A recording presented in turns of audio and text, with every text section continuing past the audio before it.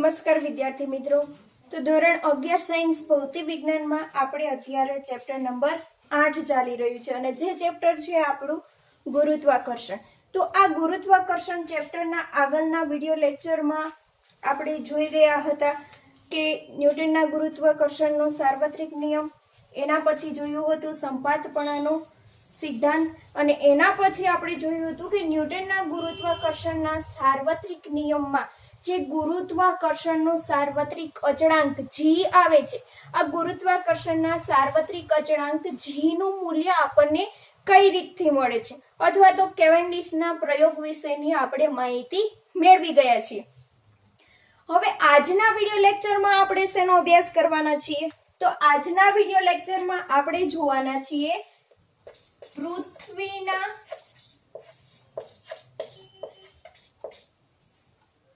ગુરુત્વથી ઉદ્ભવતો ગુરુત્વ પ્રવેગ। શેનો અભ્યાસ કરવાના છીએ? પૃથ્વીના ગુરુત્વથી ઉદ્ભવતો ગુરુત્વ પ્રવેગ। તો ગુરુત્વ પ્રવેગનો સિમ્બોલ છે g અને આ ગુરુત્વ પ્રવેગ g નો અભ્યાસ તમે આગળના ઘણા બધા ચેપ્ટરમાં કરી ગયા છો। કાર્ય, ઊર્જા અને પાવર ચેપ્ટરમાં પણ g તમે જોયેલું હશે, એનો ઉપયોગ કરતા હશો। આ ઉપરાંત ચાક ગતિમાં પણ આવે છે। ન્યૂટનના ગતિના નિયમોનો જ્યારે અભ્યાસ કર્યો હશે એમાં પણ g નો તમે ઉપયોગ કરતા હશો અને આ g નું મૂલ્ય તમને મળતું હતું g બરાબર 9.8 મીટર પર સેકન્ડ સ્ક્વેર। તો જ્યાં જ્યાં તમે g નો ઉપયોગ કરતા હતા, g નું મૂલ્ય લેતા હતા 9.8 મીટર પર સેકન્ડ સ્ક્વેર। તો આ g નું મૂલ્ય જે 9.8 મીટર પ્રતિ સેકન્ડ સ્ક્વેર મળે છે એ કેવી રીતે મળ્યું છે? g નું મૂલ્ય 9.8 મીટર પ્રતિ સેકન્ડ સ્ક્વેર એ ક્યાંથી આવ્યું છે તેનો અભ્યાસ કરવો જરૂરી છે અને એના માટે જ આજના વિડિયો લેક્ચરમાં આપણે જોવાના છીએ પૃથ્વીના ગુરુત્વથી ઉદ્ભવતો ગુરુત્વ પ્રવેગ g। તો આપણે બધા જાણીએ છીએ કે પૃથ્વીના ગુરુત્વાકર્ષણ બળના કારણે કોઈ પણ વસ્તુ છે એ પૃથ્વી તરફ શું કરે છે? ગતિ કરે છે અથવા તો કોઈ પણ વસ્તુ છે પૃથ્વીના ગુરુત્વાકર્ષણ બળના કારણે પૃથ્વી સાથે જકડાયેલી હોય છે।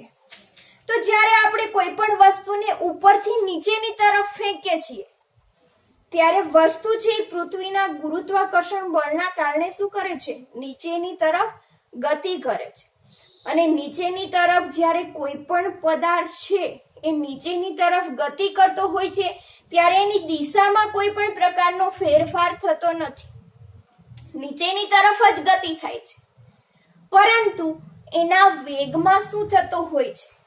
ફેરફાર। વેગ એટલે શું? એકમ સમયમાં કાપેલું અંતર કે સરખા સમયમાં સરખું અંતર કાપે એને કેવી ગતિ કહેવાય? નિયમિત ગતિ। અને જ્યારે સરખા સમયમાં સરખું અંતર ન કાપે એને શું કહેવાય? અનિયમિત ગતિ। તો જ્યારે પદાર્થ છે ઉપરથી નીચેની તરફ ગતિ કરતો હોય છે ત્યારે એના વેગમાં શું થતો હોય છે? ફેરફાર। બરાબર, દરેક સમયે સરખો વેગ એનો હોતો નથી, એના વેગમાં શું થતો હોય છે? ફેરફાર। અને વેગમાં ફેરફાર થવાના કારણે શું ઉત્પન્ન થાય છે? પ્રવેગ। બરાબર, તો આ પ્રવેગ જે ઉત્પન્ન થયો છે એ પ્રવેગનું જ નામ આપણે આપીશું ગુરુત્વ પ્રવેગ। ગુરુત્વ પ્રવેગ શા માટે કીધું? પ્રવેગ તમે જોઈ ગયા હશો આગળના ચેપ્ટરમાં, પરંતુ અહીંયા ગુરુત્વાકર્ષણ બળના કારણે જે પ્રવેગ ઉદ્ભવે છે એવા પ્રવેગને આપણે શું કહીશું? ગુરુત્વ પ્રવેગ। ગુરુત્વ પ્રવેગ ઉત્પન્ન થવાનું મેઇન કારણ છે ગુરુત્વાકર્ષણ બળ। તો ગુરુત્વ પ્રવેગ કોને કહેવાય? ગુરુત્વાકર્ષણ બળના કારણે જે પ્રવેગ ઉદ્ભવે તે પ્રવેગને ગુરુત્વ પ્રવેગ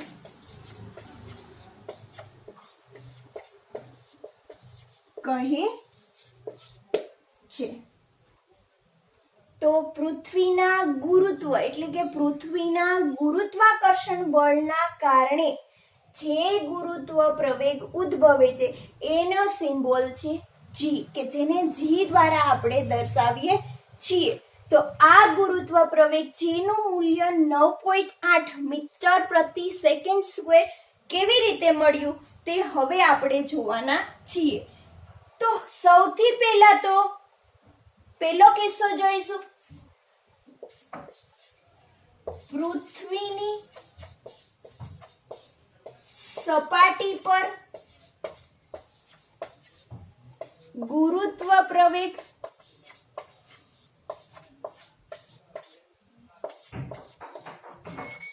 જી પૃથ્વીના ગુરુત્વાકર્ષણ બળના કારણે. તો એમાં પણ ઘણા બધા કિસ્સાઓ જોવા મળે છે કે પદાર્થ છે એ પૃથ્વીની સપાટીથી ઘણે બધે ઊંચે હોય ત્યારે ગુરુત્વ પ્રવેગનું મૂલ્ય શું મળે? પદાર્થ છે એ પૃથ્વીની સપાટી પર જકડાયેલો હોય છે ત્યારે ગુરુત્વ પ્રવેગ જીનું મૂલ્ય શું હોય છે? અથવા તો પદાર્થ છે એ પૃથ્વીની અંદરની બાજુએ સપાટીથી અંદરની બાજુએ ત્યારે ગુરુત્વ પ્રવેગ જીનું મૂલ્ય કંઈક અલગ મળે. પદાર્થ છે પૃથ્વીના કેન્દ્ર ઉપર હોય વચ્ચેની બાજુએ ત્યારે પણ ગુરુત્વ પ્રવેગ જીનું મૂલ્ય કંઈક અલગ મળે. તો એના માટેની આપણે 4 રીત છે. એમાંથી સૌથી પહેલી આપણે રીત જોવાના છીએ કે જ્યારે પદાર્થ છે એ પૃથ્વીની સપાટી પર હોય તો આ પૃથ્વીની સપાટી પર ગુરુત્વ પ્રવેગ જીનું મૂલ્ય આપણને શું મળે છે.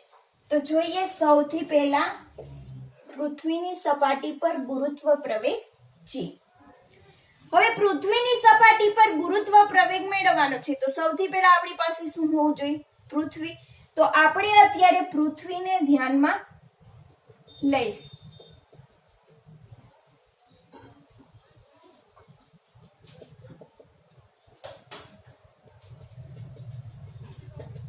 તો આ થઈ ગઈ પૃથ્વી.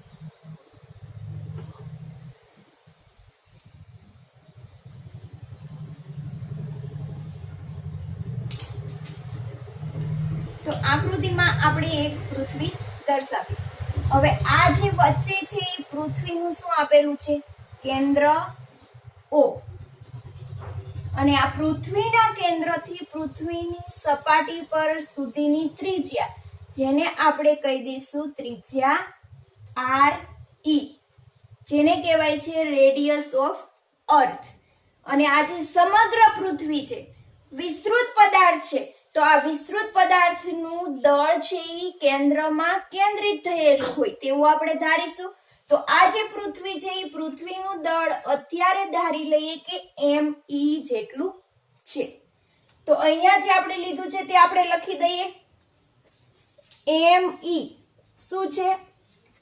માસ ઓફ અર્થ, જેને કહીશું પૃથ્વીનું દળ. અને બીજું શું છે? RE, રેડિયસ ઓફ અર્થ, એટલે કે પૃથ્વીની ત્રિજ્યા.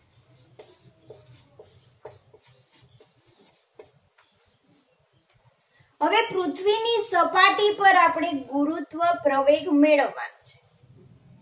તો પૃથ્વીની સપાટી પર ગુરુત્વ પ્રવેગ મેળવવાનો હોવાથી આપણે પૃથ્વીની સપાટી ઉપર એક સ્મોલ m દળનો બિંદુવત પદાર્થ ધારીશું કે પૃથ્વીની સપાટી ઉપર સ્મોલ m દળનો એક બિંદુવત પદાર્થ આપણે મૂકેલો છે. બરાબર. હવે આ બિંદુવત પદાર્થ m છે પૃથ્વીની સપાટી ઉપર મૂકવાથી ન્યૂટનના ગુરુત્વાકર્ષણના સાર્વત્રિક નિયમ પરથી વિશ્વમાંનો દરેક પદાર્થ બીજા પદાર્થ ઉપર શું કરશે? બળ લગાડશે. તેથી આ સ્મોલ m દળનો પદાર્થ છે અને પૃથ્વી બંને વચ્ચે શું લાગશે? ગુરુત્વાકર્ષણ બળ. તો અહીંયા આપણે લખી દઈએ ન્યૂટનના ગુરુત્વાકર્ષણના સાર્વત્રિક નિયમ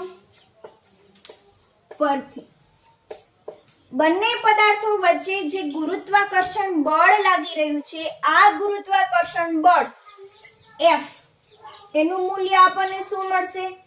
તો F બરાબર GME small m upon RE નો સ્ક્વેર, જેને કહી દઈએ આપણે સમીકરણ નંબર 2. બરાબર. હવે જો આ જે પદાર્થ છે એ પદાર્થને આપણે પૃથ્વીની સપાટી ઉપર મૂકેલો છે, તો ન્યૂટનનો ગતિનો બીજો નિયમ શું કહે છે કે પદાર્થના વેગમાનના ફેરફારનો દર તેના ઉપર લાગેલા બળના સમપ્રમાણમાં અને તે બળની દિશામાં હોય છે, જેનું મૂલ્ય આપણને શું મળતું હતું? F બરાબર ma. તો અહીંયા લખી દઈએ ન્યૂટનના ગતિના બીજા નિયમ પરથી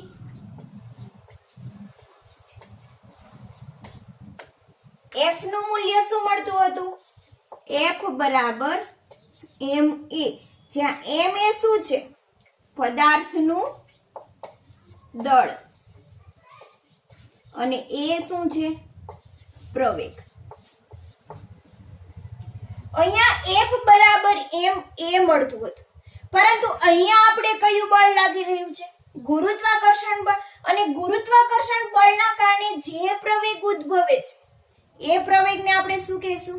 ગુરુત્વ પ્રવેગ. તો અહીંયા આપણે શું કરવું પડશે? F બરાબર mg લખવું પડશે. ગુરુત્વાકર્ષણ બળના કારણે પ્રવેગ ઉદ્ભવતો હોવાથી આપણે ગુરુત્વ પ્રવેગ લખવો પડશે. તો આ m થઈ ગયું એ પદાર્થનું દળ અને g એ શું છે? ગુરુત્વ પ્રવેગ, જેને આપણે કહી દઈએ સમીકરણ નંબર 2. તો ન્યૂટનના ગુરુત્વાકર્ષણના સાર્વત્રિક નિયમ પરથી પણ આપણને બળનું મૂલ્ય મળે છે અને ન્યૂટનના ગતિના બીજા નિયમ પરથી પણ આપણને શું મળે છે? બળનું મૂલ્ય. તો બંને પરથી આપણને બળનું મૂલ્ય મળતું હોવાથી આ બળના મૂલ્ય કેવા થશે? સમાન. અને સમાન થતા હોવાથી આપણે સમીકરણ નંબર 1 અને સમીકરણ નંબર 2 ને શું કરશું? સરખાવી શકશું. બરાબર. તો અહીંયા લખી દઈએ સમીકરણ નંબર 1 અને 2 ને સરખાવતા. સમીકરણ 1 અને 2 ને સરખાવતા. તો સમીકરણ નંબર 1 અને 2 ને સરખાવશો તો શું મળશે? mg બરાબર શું થઈ જશે? GME m upon RE square. તો mg બરાબર શું થઈ જશે? GME small m upon RE નો સ્ક્વેર. હવે આ m શું છે? પદાર્થનું દળ. આ m શું છે? પદાર્થનું દળ. બંને થઈ જશે કેન્સલ. એટલે આપણને શું મળશે? g બરાબર GME upon RE સ્ક્વેર. તો અહીંયા લખી દઈએ g બરાબર શું મળે છે? GME upon RE square. તો આ જે g આપણને મળેલો છે એ શું મળે છે? પૃથ્વીની સપાટી પર ગુરુત્વ પ્રવેગ. પૃથ્વીની સપાટી પર ગુરુત્વ પ્રવેગ.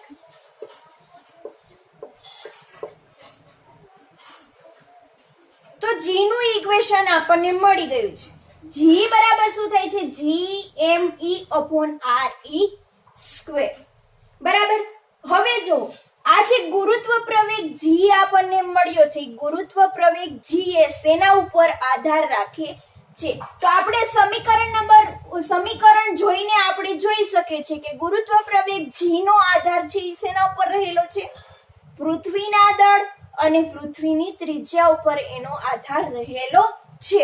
અહીંયા આપણે પદાર્થના દળ છે એ કેન્સલ થઈ ગયા છે, એટલે પદાર્થ પૃથ્વીની સપાટી પર જે આપણને ગુરુત્વ પ્રવેગ મળ્યો છે એ ગુરુત્વ પ્રવેગ જી નો આધાર એ પદાર્થના દળ ઉપર આધાર રાખતો નથી કે પદાર્થના આકાર ઉપર આધાર રાખતો નથી.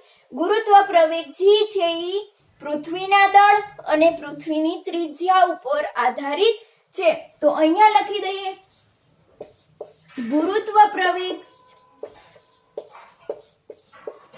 જી નો આધાર. તો આ ગુરુત્વ પ્રવેગ જી નો આધાર છે એ શેના ઉપર રહેલો છે? તો એક તો છે પૃથ્વીના દળ અને બીજું છે પૃથ્વીની ત્રિજ્યા, કે આ બંને ઉપર ગુરુત્વ પ્રવેગ જી છે એ આધાર રાખે છે. હવે જો ગુરુત્વ પ્રવેગ જી છે એ પૃથ્વીની ત્રિજ્યા ઉપર આધારિત છે. જી ચાલે છે 1/r² વ્યસ્ત ત્રિજ્યાના વર્ગના વ્યસ્ત પ્રમાણમાં છે. તો ગુરુત્વ પ્રવેગ જી એ r ઉપર આધારિત હોવાથી ગુરુત્વ પ્રવેગ ત્રિજ્યા જેમ વધશે એમ ગુરુત્વ પ્રવેગ ઘટશે અને ત્રિજ્યા ઘટશે એમ ગુરુત્વ પ્રવેગ વધશે. બરાબર? તો અહીંયા લખી દઈએ જી નો આધાર પૃથ્વીની ત્રિજ્યા પર હોવાથી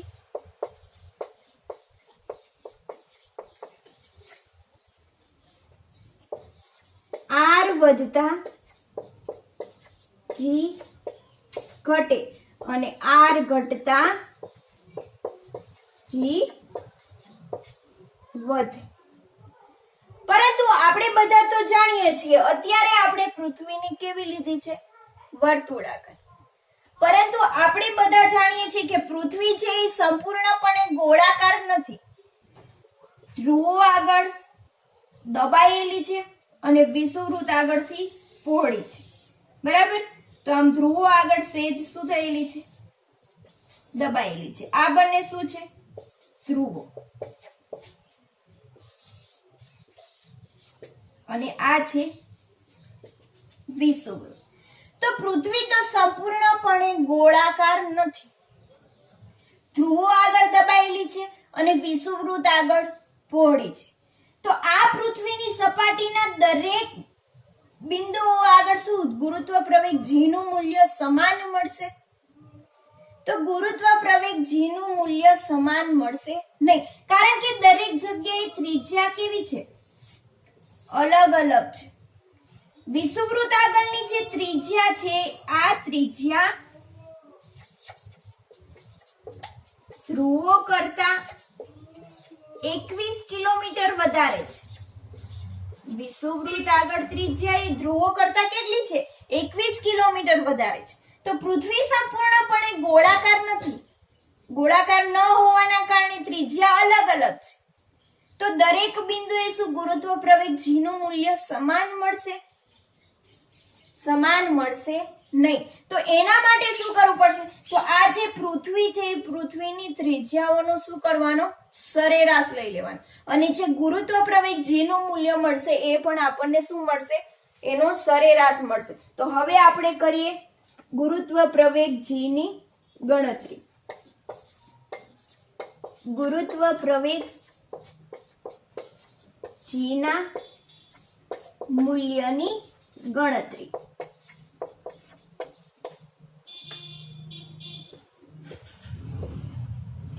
તો ઇક્વેશન આપણી પાસે છે શું છે? G બરાબર GmE/r નો સ્ક્વેર. હવે G છે એ શું છે? ગુરુત્વાકર્ષણનો સાર્વત્રિક અચળાંક. તો એનું મૂલ્ય કેવું છે? અચળ. Me શું છે? પૃથ્વીનું દળ, તો પૃથ્વીનું દળ પણ આપણી પાસે છે. આર ઈ શું છે? પૃથ્વીની ત્રિજ્યા, તો પૃથ્વીની ત્રિજ્યા પણ આપણી પાસે છે. તો ત્રણે ત્રણ મૂલ્ય આપણી પાસે હોવાથી આપણે જી નું મૂલ્ય મેળવી શકશું.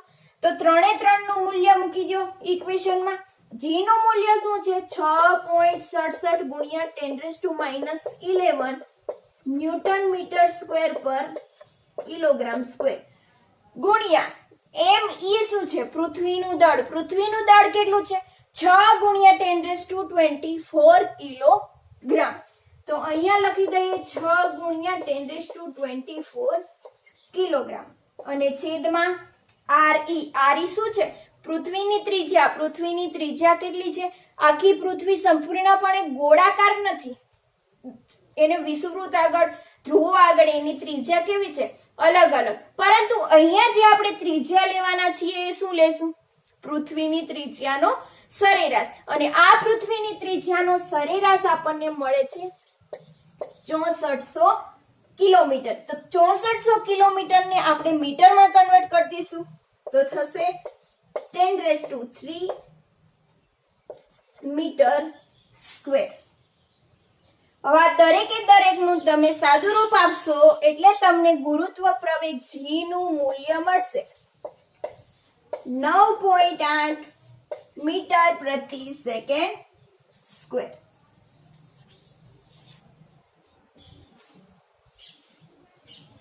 તો સૌથી પહેલા આપણે જોયું છે કે પૃથ્વીની સપાટી ઉપર ગુરુત્વ પ્રવેગ જી. તો પૃથ્વીની સપાટી પર ગુરુત્વ પ્રવેગ જી નું મૂલ્ય આપણને કેટલું મળે છે? 9.8 મીટર પ્રતિ સેકન્ડ સ્ક્વેર. હવે જો જે ગુરુત્વ પ્રવેગ જી આપણને મળેલો છે, આ ગુરુત્વ પ્રવેગ જી છે એ ઘનતા ઉપર કેવી રીતે આધારિત છે? અહીંયા પૃથ્વીનું તમને દળ આપેલું છે અને દળ આપેલું હોવાથી ઘનતા બરાબર દળના છેદમાં કદ. તો દળની જગ્યાએ શું મૂકી શકીએ? ઘનતા ગુણ્યા કદ મૂકી શકીએ અને એના ઉપરથી આપણે જી છે એ ઘનતા ઉપર કેવી રીતે આધારિત છે તે આપણે મેળવી શકીએ. જી નીટમાં તમારે ક્વેશ્ચન પૂછાય ઘનતા અને ગુરુત્વ પ્રવેગ આધારિત, તો એનું સોલ્યુશન તમે સરળતાથી મેળવી શકો. એના માટે જોઈએ આપણે કે ગુરુત્વ પ્રવેગ જી અને ઘનતા બંને એકબીજા ઉપર કેવી રીતે આધારિત છે. તો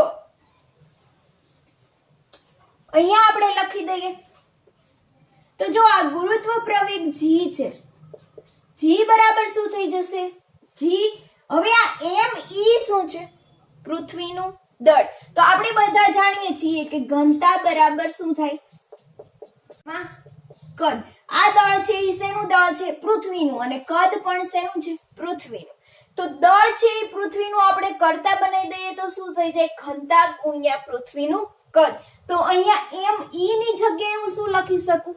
ઘનતા ρ અને એનું કદ એટલે કે વી પૃથ્વીનું કદ અને છેદમાં લખી દઈએ ત્રિજ્યા આર ઈ સ્ક્વેર. હવે શું થઈ જશે? જી ઘનતા ρ વી કદ. પૃથ્વી કેવી છે? ગોળાકાર.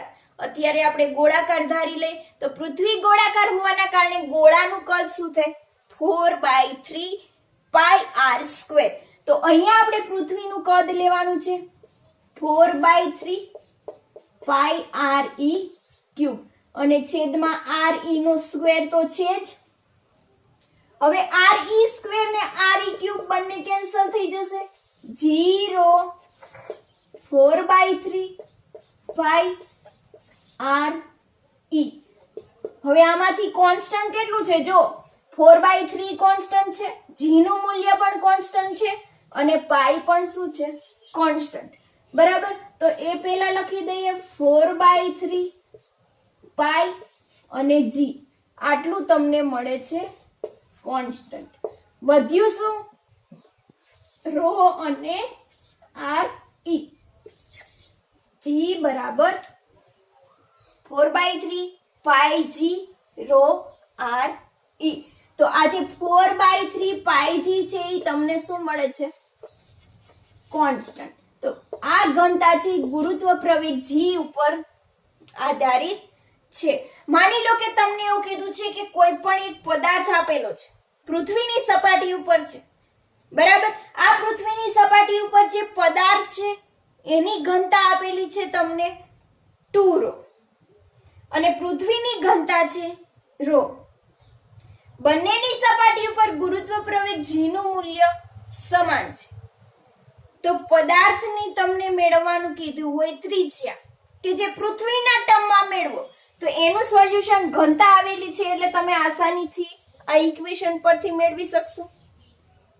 તો ઘનતા અને ગુરુત્વ પ્રવેગ g બંને એકબીજા ઉપર કેવી રીતે આધારિત છે તે સૂત્ર પણ આપણે મેળવેલું છે, કે જે તમારે જી નીટમાં MCQ પૂછાઈ શકે. તો પૃથ્વીની સપાટી ઉપર ગુરુત્વ પ્રવેગ g નું મૂલ્ય આપણને મળી ગયું છે 9.8 મીટર પ્રતિ સેકન્ડ સ્ક્વેર. હવે આગળના વિડિયો લેક્ચરમાં પૃથ્વીની સપાટી પર ગુરુત્વ પ્રવેગ મેળવો છે.